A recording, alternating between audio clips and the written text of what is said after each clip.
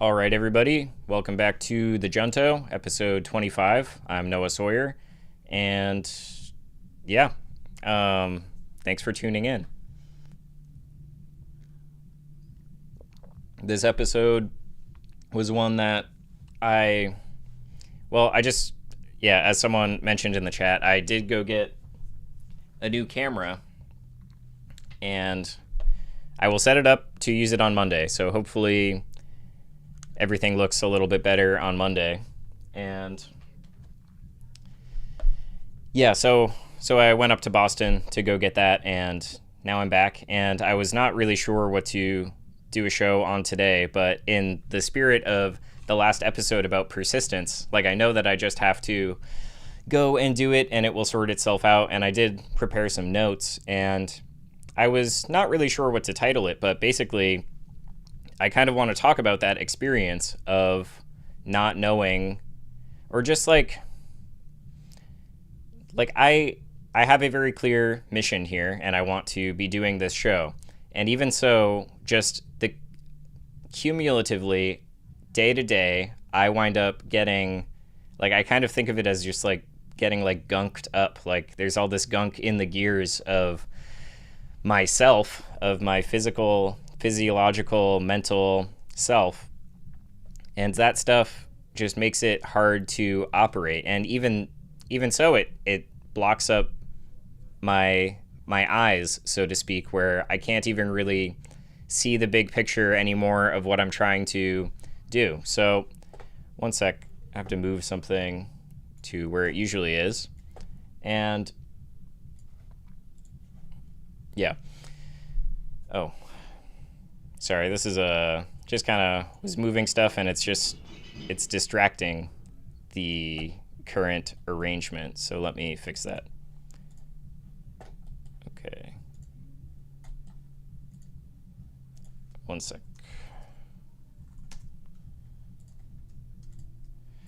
Sometimes you just got to put everything on your desktop in a new folder called test, and just get it out of the way so it's not distracting.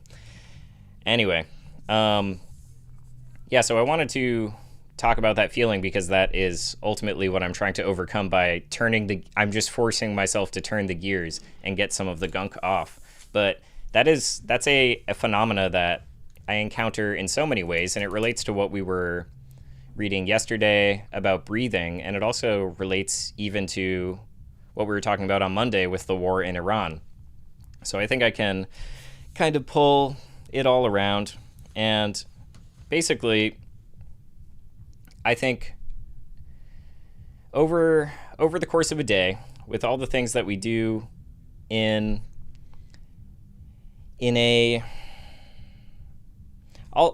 are so many senses that we have, and there's so much that's going on that we tune out, and we can get used to tuning a whole lot of it out. One example that I'll use here is just to be a human being on the planet and live in a society where there are other people.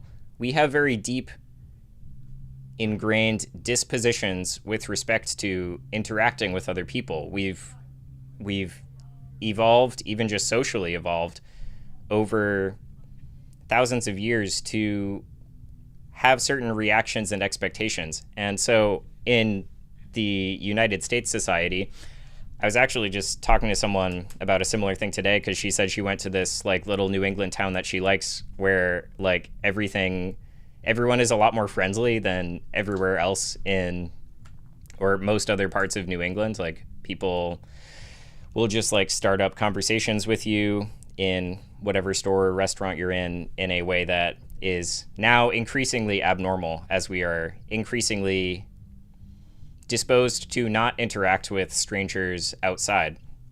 And there's a variety of ways that it's come to pass that we don't really interact with strangers much. Some of it is technological, where people are just engaged all the time in ways that they used to not be. People could be engaged reading the newspaper on the train, but people are now engaged in, it could be at any level of importance. Like, you can do a lot of important work on the phone. You could be like dealing with a family situation and text messages over the phone that could be highly stressful, or you could be playing Candy Crush. You know, there's lots of things everyone in the world could be doing, but you don't want to assume that everyone is just doing absolutely nothing, because you don't know, and you don't know what they're doing. So anyway, we wind up giving each other a lot of space, and it becomes abnormal to talk to strangers in the United States. Anyway, the greater point that I'm trying to make is when you go out on the sidewalk and you walk past 20 people and you don't acknowledge any of them, and you don't have eye contact with any of them, or you don't smile at any of them, that is a bizarre thing from the standpoint of a human being on the planet Earth. That is something that has never really happened before in this way. And there's so many other contributing factors to what that experience does to you physiologically, say, such as walking past cars that are zooming by, or people are honking, or there's sirens, just the noise of city life, or outright hostility, or walking past people who are in like a dire situation, homeless people, people who have perhaps overdosed on drugs on the street. This is all stuff that we in the United States are, and you know, it's broader than that, of course, but that's where I am. So it's stuff that we learn to ignore, but that ultimately you are not really necessarily totally deflecting it. I think it still enters into us, and the effect that it has is a sort of hardening. I think it kind of hardens us against the outside world. It's not like we are just sort of at peace with ourselves, and so the outside world passes by.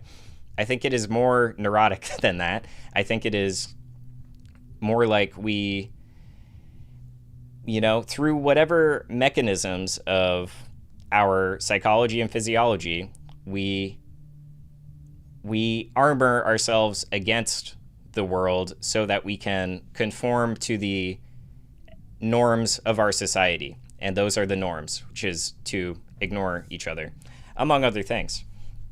So that's just one example of something that I increasingly, or I don't know if I can even say increasingly, because I feel like even as a child, that was something that I thought was very bizarre about the world, which was that the world was so deep and our perceptions were so deep and complex and could be so meaningful, but then we were all engaging superficially despite that. So I think a lot of children engage with their sense of wonder and their imagination, and ultimately it does sort of get hardened out of them for the sake of conforming to the expectations of society, whether those expectations come from parents or teachers or whoever it may be that you learn that structure from.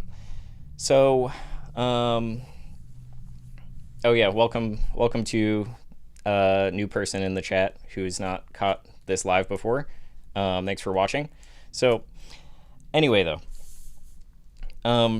this is something that affects it affects everything about us, basically, because our desires and our will, like, people are not unilateral actors in the way that our ego's conception of what we are would lead us to believe. So what I mean by that is everyone has, I mean, just real basics here. There are things we are conscious of, and then there are things we are unconscious of. So there are things that I'm not thinking about right now that I could bring to mind. I could remember going to college. I could remember my first math professor in college. That's stuff that 5 minutes ago, if you asked me, I would never imagine that, you know, I was going to talk about that. But you can enter into these other parts of the mind. And maybe another way that's helpful to think about it is consciousness is that which we are aware of. And that doesn't mean just things in the world that we are aware of. It means our sense of self as we are aware of it, and all things that entails, whether it really, I mean, it's hard to talk about because it's it's like the mechanism by which you understand those other things. So you really can mold so much of it. You can think about your relations to things. You can change them. You can imagine different ones, and you can, yeah. So there's a lot going on in the conscious element of the mind. Anyway, the point that I want to make is that we ultimately, there is a sort of, I'm using this because it's the popular terminology, but there is a like an ego organizational force to the psyche. We have a strong sense of identity. We have a strong sense of our character as a person, of who we are and of what we want to do. And yet, everyone experiences these, I'm hesitant to call them edge cases because in theory it's, you could call everything, you could see everything in relation to this concept. But anyway, there are times where part of us wants to do something and part of us does not. Or, I mean, this is a trite example, but say part of you is like, you really should go wash the dishes, and the other part is like, no, I don't want to do that. Or part of you is like, you're wasting too much time on your phone, you're wasting too much time watching YouTube, you should really be doing this other stuff. And part of you is like, I'm going to watch YouTube. So we encounter this all the time where there are disagreements within us.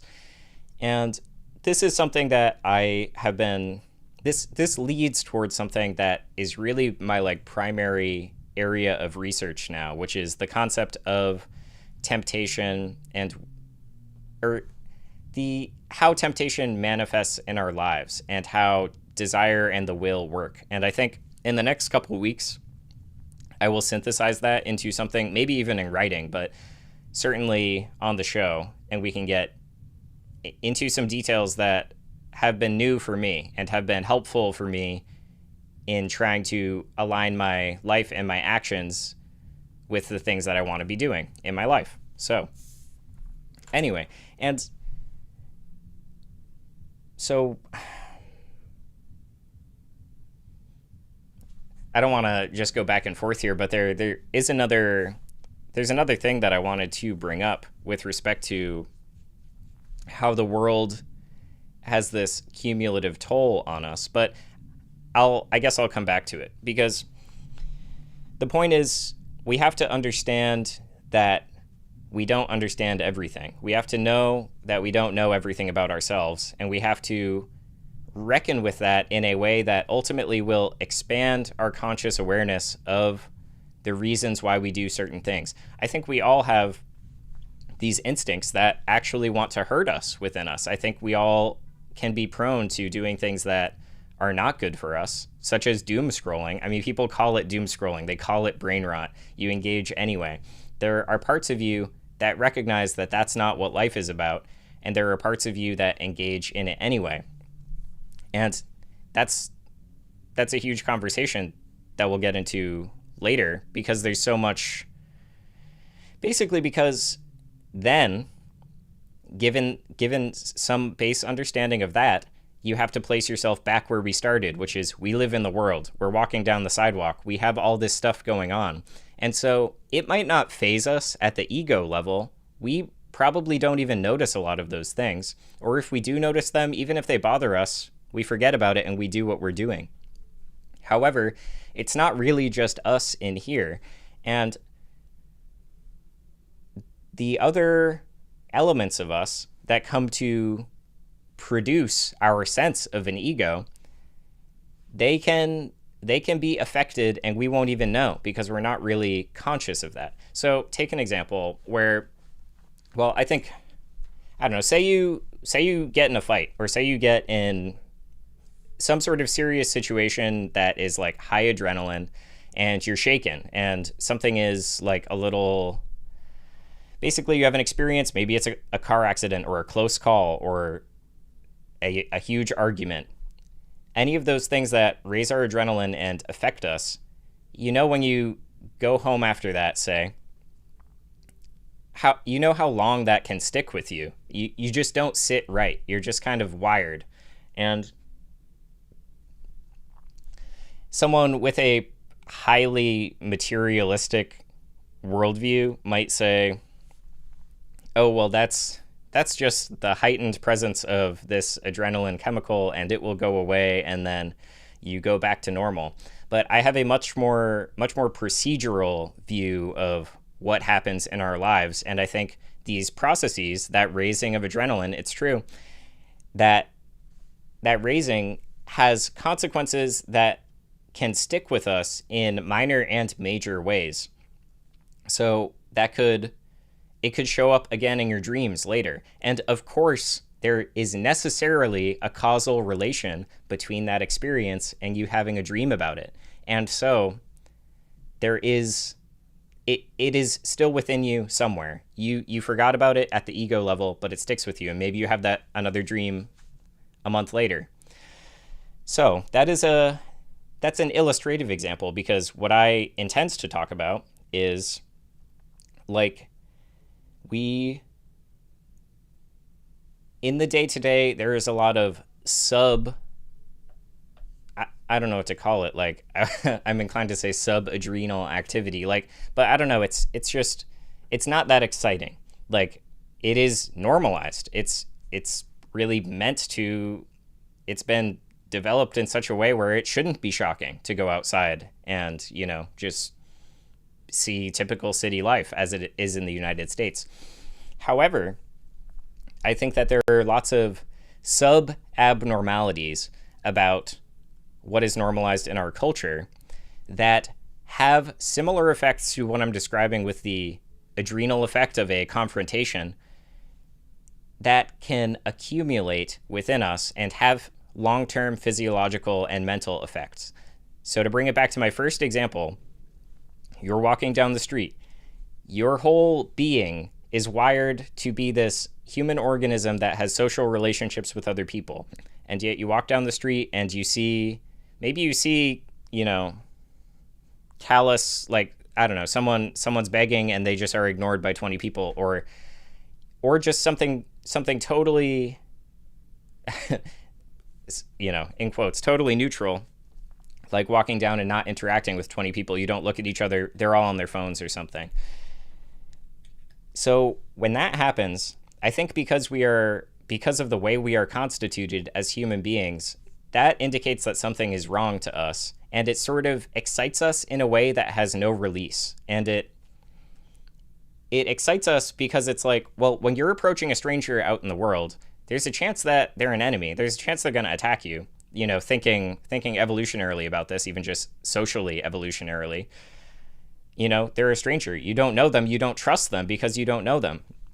Even if you're in a highly trustworthy society, you might just, that doesn't mean everything is guaranteed to be safe. And so you will have some heightened awareness about another person out there in the world.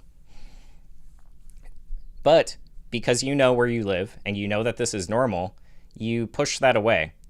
And this is all happening at the unconscious level, presumably.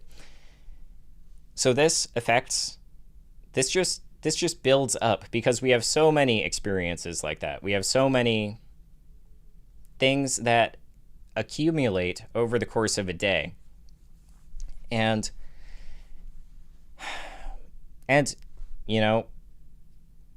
things also accumulate over long periods of time. They accumulate over lifetimes. I mean, in theory, you could think of this as a way of thinking about traumatic events in a lifetime as well, because those are things that have such a significant ruptive, or, it causes a rupture in the norm for you, that it has these procedural effects, or, these effects that you can trace the process, you can trace that impact on the process that is you all the way down years later in significant ways, because of course, we're all just being developed all the time in time. So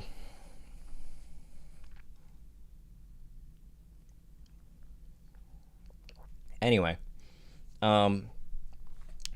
this brings me around to, like, I find our society, as you know, if you watch the stream, I find it, like, really inhumane, and I think it creates undignified circumstances for human beings to live in. I think human beings deserve much better circumstances to live within than this sort of dehumanizing surveillance state where everything is controlled and people are kind of just intended to be, I don't even have a problem in theory with a society thinking about people as economic units, but the, like, disrespect for the possibilities of what a human could be as an economic unit even. Like that is unfathomable to me because it just reduces people to like cashiers and service workers and this stuff that really does not matter any way you put it. Like I think most most businesses within the US economy shouldn't exist. I think we should be completely reoriented around non-service labor. Anyway, though, so so being out there and witnessing that and witnessing just like a nihilistic, hedonistic garbage world all the time, personally, that affects me negatively. And I think it affects a lot of people negatively, whether they understand it or not. Because, for example, take someone who even, like, say, like, older people. The generation doesn't matter that much, but think of most of our parents or something. People who are adjusted to the society and, like, don't think things are that bad. Hang on, I need to remember the argument I was going to make.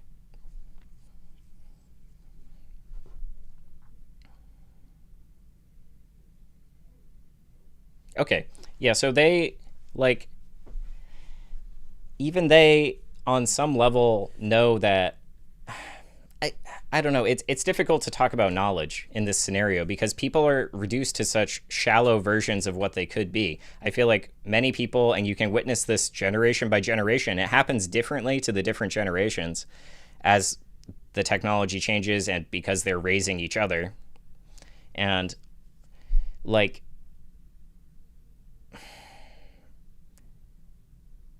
it's just, for example, I think a lot of people, it's hard to talk about, you really can't generalize this because it is so unique for different people, but there are trends. And I think the trends that I want to point out is, like, even those people who really would claim that this is not that bad, I think they can feel a lack in their lives with their ability to communicate or be close to other people. I think there's a huge loneliness. There is a lot of loneliness with older people, and they don't understand that it's related to the society that they were brought up in. So that's just a side point, but I think it's something a lot of us can relate to. Anyway, so, and here's one little example that I think also we could relate to, which is like, like restless leg syndrome type, just like shaking your leg. You're sitting at the desk, but you're shaking your leg. You're like scrolling on your phone, but you're just like bouncing your leg up and down, or that kind of thing, or you just can't stop pacing the room. Those are energies that are not being utilized in a way that makes sense. They call them nervous habits. And I never understood that as a kid, because I used to like bite my fingers and stuff, and my mom would say, that's a nervous habit. And I would be like, I'm not nervous. And little did I know, I was nervous in ways that I did not understand and wouldn't for a long time. But that's what you get when you just think everything's normal when you're brought up in a society. So anyways, but that's something that is one of those physiological effects that I think comes from going out in that world and having these energies all get repressed because there's no healthy outlet for them. Even things like just seeing all those people and not interacting with them, like that. There is a lot of complexity to how energy could move harmonically in the body, or there's a lot of complexity to how energy moves in the body, and there's a lot of room for it not to be harmonious. And I think most of us are living in such a way that our energies are not harmonious, and we are thus pushed aside from the things that we really want to do in this life. So it's easy to get distracted. It's sort of like, that's like a body like whirlwind, like you're sort of, you're just tapping your foot because you don't know why. But there's mental whirlwinds too, where you're distracted, you're thinking about things and you don't know why. It's just because you saw it on the phone, or you saw it at work, or you saw it in the world. And it's like, do you really want to be just in this total whirlwind that's physiological and psychological, and it keeps you from ever getting to a sense of collectedness where you can choose and know yourself and confidently move forward Yeah, I don't know. Yeah, so yeah, ultimate point of all of that is that there are all these little things every day that stick to you, and most of us don't clean them. So if you get in a car crash, it's very clear, and you might be like, wow, I need to take a couple days off work. I need to, I need to chill. I need to just chill out. And, to a lot of people, actually what that means is I need to stay home, but I'm going to watch a lot of content, whether it's on YouTube or on the TV. And it's like, is that really going to relax you? Is that going to physiologically relax you? Because you are watching something that's not real. And likewise, to what I was describing in the social world, our human body, our being evolved such that the things that it saw were real until like barely over 100 years ago. And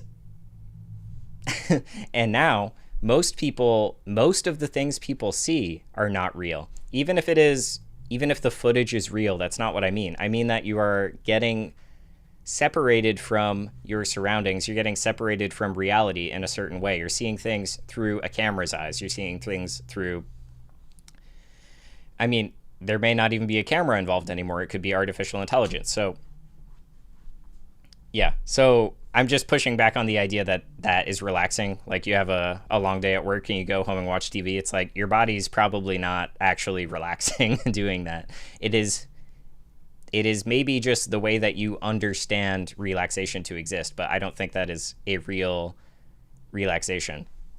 Because I think a real relaxation comes from finding ways to clean that gunk out of your mechanism that accumulates in the day. And that requires a knowledge of yourself as well, because you need to know how you work, you need to know how you feel, and you need to develop tools within your mind and body for cleansing that and for realigning yourself with what you want yourself to be aligned with, whether it's the Tao or nature or God or however you're conceiving of it.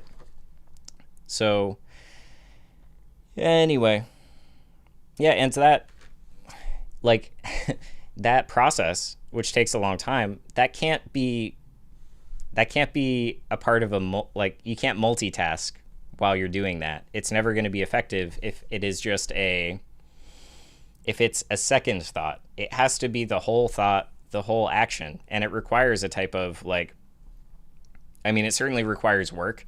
It requires a type of silence and comfort in silence and aloneness that permits a type of self-knowledge. And I'm not saying you have to go on you have to go on some sort of retreat from the world. I'm just saying, so many people have their phone in bed when they wake up and in bed when they go to bed, and they have it on them all the time. That is no silence. That is very little.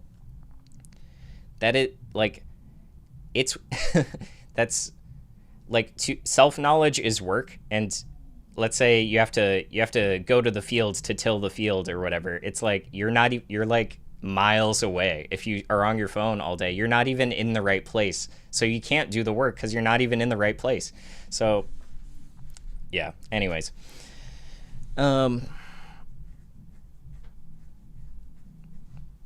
yeah, so the other thing to understand here is that can't happen instantaneously. It has to be developed in time. These are habitual issues that we have. These are things that you learn your entire lifetime growing up in the society. So much of this negative stuff is totally normalized within our society. It's very normalized to not know yourself. It's normalized to damage yourself, to damage your brain, damage your spirit, damage your physical body in certain ways.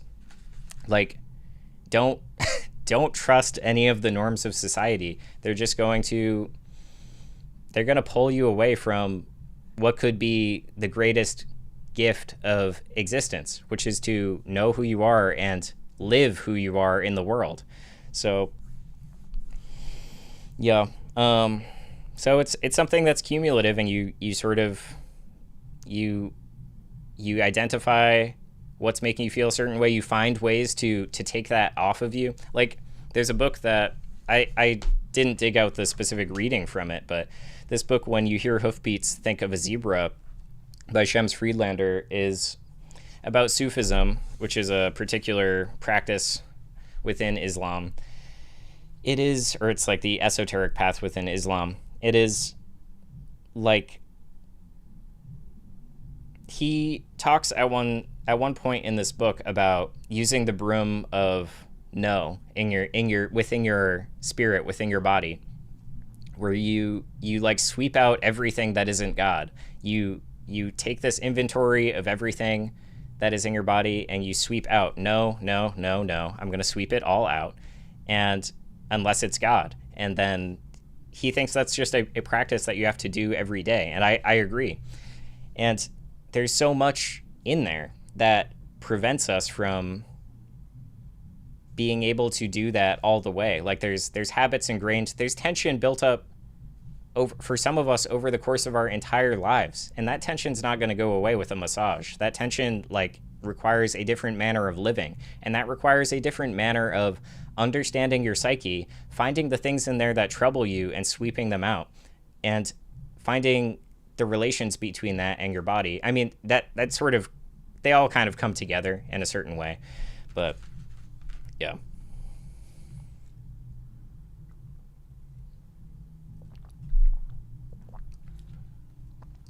All right. And so, like, sorry, I have to stop saying all those things. I'm kind of, I'm working on my rhetoric. I still say like a lot, sort of, kind of, all that junk. I think I've cut down on my ums compared to the start, for sure. So yeah, I'll kind of tie this around and then we can call it and move into the weekend. So I started off the week here talking about the war in Iran. And this is something that there should be such mass protest in our society. This is no matter how you put it on paper, this is an unjust war. No matter how you put it on paper, this is against the United States' interests even. This is an insane situation. And if you disagree with me, put it on paper, put it in the comments. I will show you your issues in reasoning through it, or your assumptions that are wrong. So anyway, like, when we know ourselves and when we sweep everything out that isn't God and we know ourselves, we can, and yeah, actually, I'll read a little thing here, because there's something that happens when you then start going out in the world. Instead of having this armor that stops any of this stuff from affecting your ego, from affecting your awareness, having that armor, and yet it still pervades and affects your physiology. It still pervades and affects your unconscious, which forms your conscious. So, your consciousness. So the Tao Te Ching, which I mean, you really just got to read it. There are good translations. There's a few that I like. I like the Jia Fu Feng translation. I like this Isabella Mears one. You know, there are just some bad ones. That's why I say that. So don't if you don't like it the first time, look into who translated it. So, or just try again. All right. So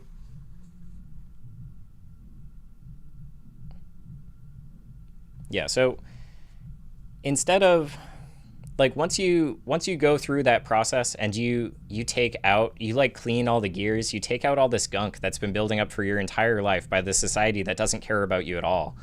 And even a lot of the people who care about you, or maybe well-meaning, they are tapped. They are just like, they are, they're fried. Like, not everybody, but so many people, it's like, I mean, so many people will just be like, well, maybe you should just get a job or something. It's like, I don't know. Yeah, no thanks. So anyway, oh yeah, but the point is, like, if you clarify this stuff and you start living with that light and cradling that light within you, when you go out, you don't build up the armor. Those things just don't affect you in the same way. They find no place to enter. You see it, you understand it, and you live with it. And it is a much better feeling. And then when you go home at the end of the day, your mind's not whirling, you're not distracted, you're not sure, you're not, you don't go on your phone just looking for something to do. You know what you want to do, and you go and you do that. So here's a Tao verse. Shit, my Roman numerals are not the best. Is this 48? XLVIII, is that 48? I will put it to the test right here. Yeah, L is 50, so I got it. Okay, so by activity in learning, we are daily enriched. By activity of Tao, we are daily diminished. So this is meant to be perplexing a little bit there, because this is advocating for the way of the Tao, but you would think activity in learning is a good thing. And so it sort of pulls you in. But then it's like, well, but the one thing you should be doing, activity in the Tao, is a diminishment of us. So anyway, by activity in learning, we are daily enriched. By activity of Tao, we are daily diminished and yet more diminished, until we arrive at activity of inner life. And activity of inner life becomes stillness of inner life. By practice of inner life stillness, we can continually conquer all things. By the practice of returning to possessions, nothing that we conquer will be sufficient for us. So that's what I'm saying with when you find ways to clean yourself of that and live in a way where you are cradling who you are, the light that you are, and growing that. When you go out there, you will continually conquer all things. Like they don't affect you. Death finds no place to enter is another way something's been translated in here. And yeah, and then if you practice returning to possessions, because that's so much of what we do, even mental possessions, because we have so many, language is so degraded in our world. And so much of what we think is essentially commodified opinion. It's like it's a unit of information, and it gets exchanged between people, and it's used in a way that is very shallow. It's used to associate with other people, understand various things about other people, build up a sort of statistical conception of your fellow man. And so that's a type of possession, but also our phone is a possession. The media on the phone is a possession. Those things, nothing that we conquer will be sufficient for us. You will always be stuck and empty. And you see this also with, just people of all ages who achieve a varying types of success or stability, financial stability. And it's like, well, are you happy? Are you aware of who you are? Are you aware of why you're anxious or lonely or whatever it may be? I don't know. So there's a long note on this one. I've actually never read this version in this translation. So I'm tempted to read this because it looks like they're quoting some other poems in relation to this. So I'll just read it for fun. Note, an illustration of activity in stillness is the spinning of a top. At its greatest speed, there is most apparent stillness, and we say that the top is then asleep. In reading this chapter, one is reminded of Wordsworth's wise passiveness on the old gray stone. And here's a verse, or a few. I deem that there are powers which of themselves our minds impress, that we can feed this mind of ours in a wise passiveness. Think you, mid all this mighty sum of things forever speaking, that nothing of itself will come, but we all must still be seeking? Then ask not wherefore, here alone, conversing as I may, I sit upon this old gray stone and dream my time away. These well-known lines take us usefully to Francis Thompson's Contemplation, another poem. No hill can idler be than I. No stone its interparticled vibration investeth with a stiller lie. Wait, sorry. Like I said, I haven't read these before, so I just want to parse that. No hill can idler be than I. No stone its interparticled vibration investeth with a stiller lie. With a stiller lie. Sorry, that is just such a... I wasn't expecting anyone to say interparticled vibration because this book was made in like 1911, and that's kind of a... And it was published in Norway, I think. But so that caught me off guard.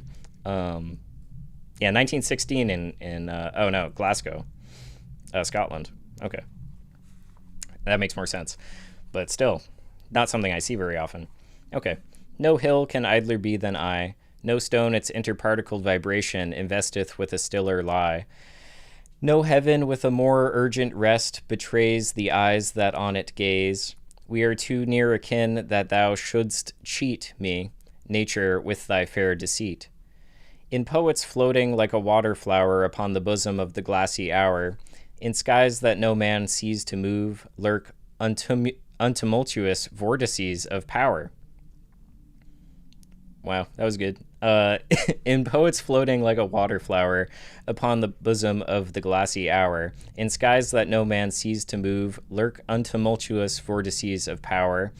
For joy too native, and for agitation too instant, too entire for sense thereof, motions like gnats when summer suns are low, perpetual as the prisoned feet of love on the heart's floors with pained pace that go.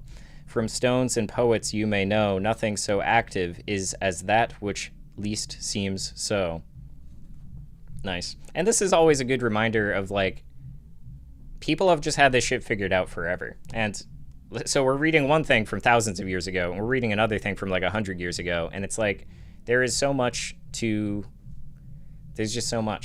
to learn from, and we really have to open our context to that, because in another norm of our society is to shut off and only look at what's new. Look at the new show, look at the new music, look at the new movie. It's all garbage. All that media, I would never. So I actually have been listening to some new music because I'm trying to write something about how I think it's brainwashing people. But anyway, so there's just so much good media. People have tried so hard to reach us, and they want so badly to reach us. This was written for you to read it. It's written for other people. So, you know, they're not writing it for themselves. They may have selfish interest, but the book would be nothing if no one read it. So, and, you know, I'm not saying all books are good. I think a lot of books are garbage, as I've said before. But, you know, we have we have an intellect. We have a capacity to judge things. We can figure out what's good. You can find, like, there's so much out there to help you find things that are good. And that's kind of what I'm trying to do with the show too, is just like open the context a little bit, show people things that maybe they haven't found before. And I don't see any of that in YouTube, in YouTuber culture. I was thinking a little bit about YouTuber culture the other day, because I took the day off, and then the next day I regretted it, and I was like, no, it's like, damn, like Jake Paul was right, it is every day, bro. And I was like, I looked into like that era of YouTube, and I was like, bro, this is so insane that this is real. And I looked into where some of those people are at now, and, you know, I looked up like iDubbbz and stuff like that, and I'm like, wow, like these people have no fucking idea like what life is, and it shows, and how they develop. Hassan, it's like that guy, it's disgusting. It's like, it's so sad that people think they have to look up to that in order to learn about the world or learn about politics. It's like, there's so many better, you'd be better off going to a library. Like, yeah, I don't know. But it's not about the medium in my eyes. Otherwise I wouldn't be here. I think some people just need they just need their eyes opened to how wide the world really is and how much help there really is out there. So it looks like there's another quote in here that I'll read after that poem.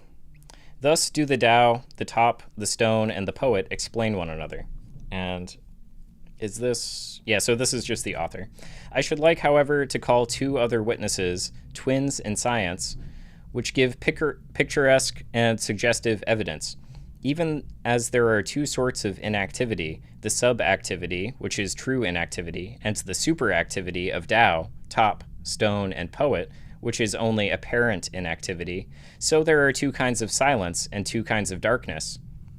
Of the gamut of sound vibrations, only one portion is sensed by our human ears. The part below is silence to us, and the part above is silence. But the nether silence and the upper silence are not the same silence, for the former is the indolence of sound waves, or complete passivity, and the silence above is sound whose unperturbed velocity the spirit of the simoon mocks. I don't know what simoon is, but I got a dictionary right here, so, you know, why not?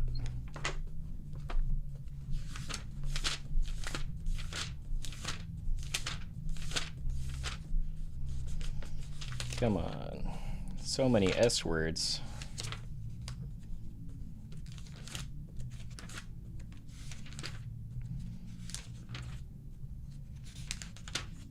All right. Yeah.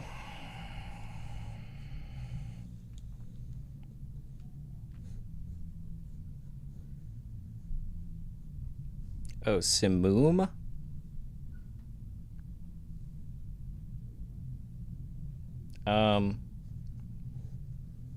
Okay, well, simoon is not in here, S-I-M-O-O-N, but simoom is, which is a hot, dry, violent wind laden with dust from Asia and African deserts.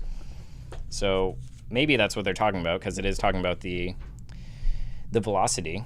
But okay, well, I'll just continue. But the nether silence and the upper silence are not the same silence, for the former is the indolence of sound waves, or their complete passivity, and the silence above is sound whose unperturbed velocity the spirit of the simoon mocks, and for which we may find no hospitable ear. Passing from these comparatively coarse vibrations in the ruder medium of the air to the nobler, more subtle vibrations of the ether, we find a parallel. Only a very restricted area of the long scale of ether vibrations is visible to our normal physical eyes. That region is but an octave. Each note of it is a color, and when all are played together, there comes crystal light. It is as if we had pianos and all other musical instruments of only one and the same octave. Exquisite work is done by nature and by man on that brief island of light, but what would be achieved if we had at our disposal as many of the octaves of light as we have of sound? To such an evolution of our physical sight, if the élan vital should not choose a better route, we look forward. Meanwhile, beneath our delectable little octave of colors is darkness, a thing less active, less subtle than itself. A thing less active, less subtle than itself, or indeed wholly passive, while above it too is darkness, but darkness more active, more subtle than itself. Darkness that is as the stillness of the Tao, the top, the stone, and the poet, which explain one another, and Nirvana, and Brahma, and God. Nice. Well, that was a nice surprise for me, because I've never read that.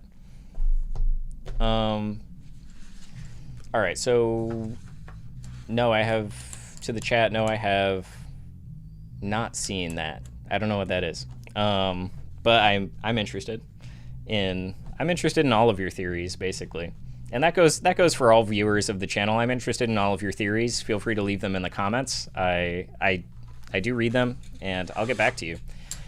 Email, I will eventually get back to you, but it can take some time. But the YouTube comments, like, I'm on YouTube. I'm checking them out. I'm responding. So yeah. Oh, and like the video, subscribe to the channel, share it with people if you haven't. There will be an upgrade for Monday. I'll have a new camera on Monday. So anyway, so I'll get to the last leg of this thing here.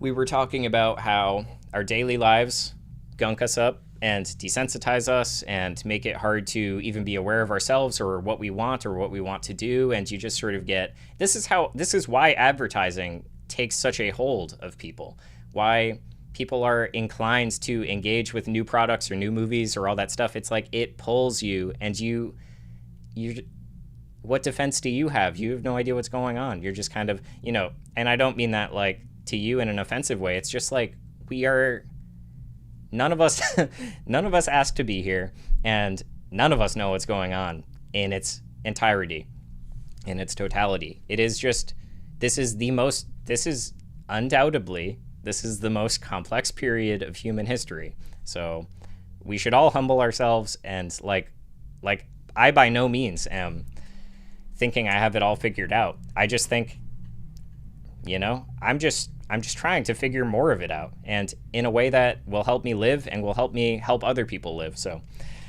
anyways, so we've got that going on, and that affects our choice, because our choice is we're not unilateral. We are this process. We are so much is going on that is forming the decisions we make, and there are nefarious actors present in that process. Not every part of us wants the best thing for us. And so it's very important to learn to know yourself, learn to know the human situation, and get a handle on what it is that you want in the world and what is dragging you down and what is happening. And then beyond that, so I want to wrap it around to what we were talking about in the beginning of the week. We were talking about the war in Iran. And I think once you have a little bit better of a handle on that, and along with that comes a lot of understanding about the world, because you start to understand other people to an extent. You start to have a lot more sympathy with other people, because when you start to understand the wringer that you've been put through to become who you are in this world, and free yourself from all of the stuff that has been dragging you down over the course of your whole life, you see that in other people too. And it's like, we are all being put through the wringer. This is not an easy situation for anybody. And all right, so I just want to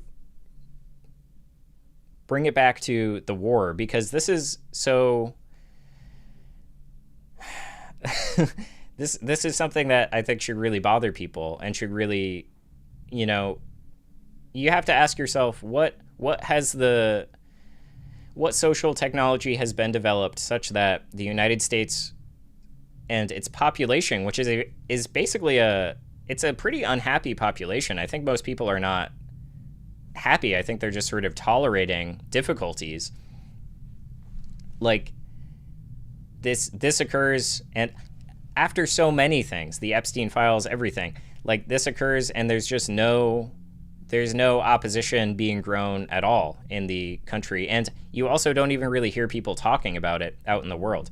So I just want to emphasize that, like, this life is not a game. It's not a game in the global sense, but also in the personal sense. And when you start to sweep all that stuff out of you, clean yourself up, know yourself, know your drives, know what's dragging you down, know what you need to strengthen in order to not be tempted to conform with this society. Because I think conformity with this society, I think, is a dangerous thing for your soul. I think it will hurt you, and you will hurt other people.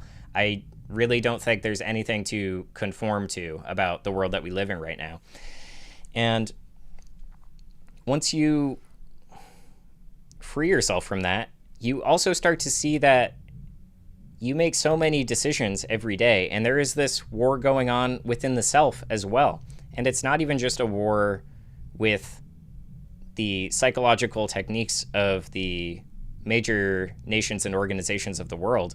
That plays its role. But really, it's an existential battle, and it is about you in between your birth and your death, and what you really want to do with yourself, and what you really want to do on the earth.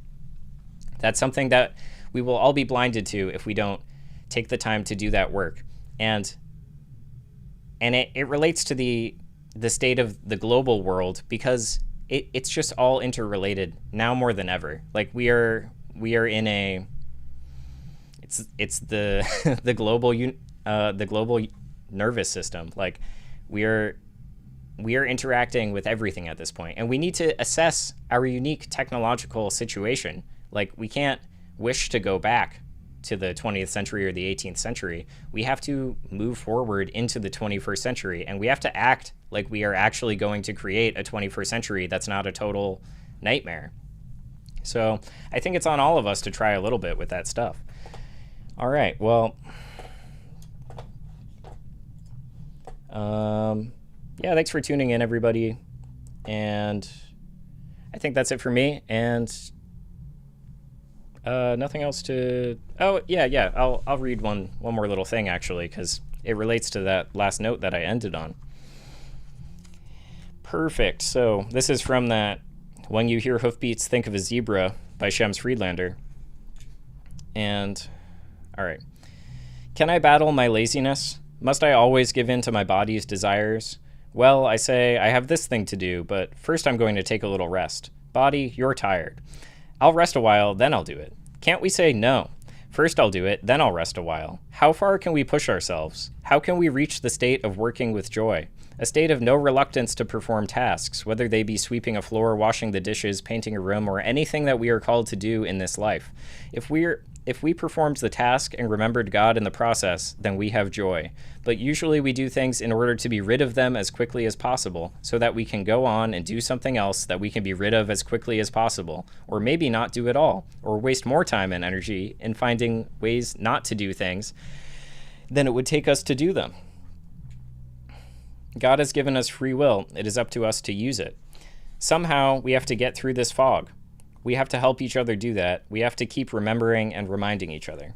So, yeah, that's very much what the show is about. It is a reminding. It's for myself, because otherwise I would just, be lazing about or something. And it's for whoever else feels like they want that reminder. And yeah, and one more little note there, because he's just like, wash the dishes, paint the room, do whatever. It's like we live. Here's my bid to you. Like we live in a novel technological situation where you have access to large language model technology that has been trained and has access to all the information on the internet from all eras of humanity. And that's not all the information in the world, but it's a lot of information. So that's you, and you're also on this internet, and you're connected to every other person in the world instantaneously if you want to be. That's kind of a lot of power. And also maybe you live in a first world country, maybe you have some relative wealth, and maybe you could save some of that relative wealth and not be spending it on like a coffee or going to restaurants or like any of that stuff. Maybe you could allocate that wealth in a way where you can work on some sort of project with people through the internet to leverage this novel access to all the information of human history. And maybe you can make some sort of strategic plan in order to create a better 21st century for you and for everybody. Maybe you can kind of, assess what's going on, assess who you are, and decide, I'm not powerless. I'm not a loser. I'm not incapable it's not like I'm incapable of doing anything that matters in the world. How about I act like I'm capable of doing something that matters in the world, and I actually go try to reach those people. I try to study the relevant things. I try to know how power is moving in the world right now, because AI is throwing us into a total uncertainty. We're in an increasingly multipolar world. There's a world war going on right now, and I wonder how it's all gonna play out. Maybe I should try to become as adaptable as possible, become as intelligent as possible, become as strong and helpful to other people and charitable to other people as possible. And maybe I should leverage the tools I have access to right now to do it. Maybe I shouldn't just, watch Netflix, whatever, go on your phone. All right, have a good weekend, everybody.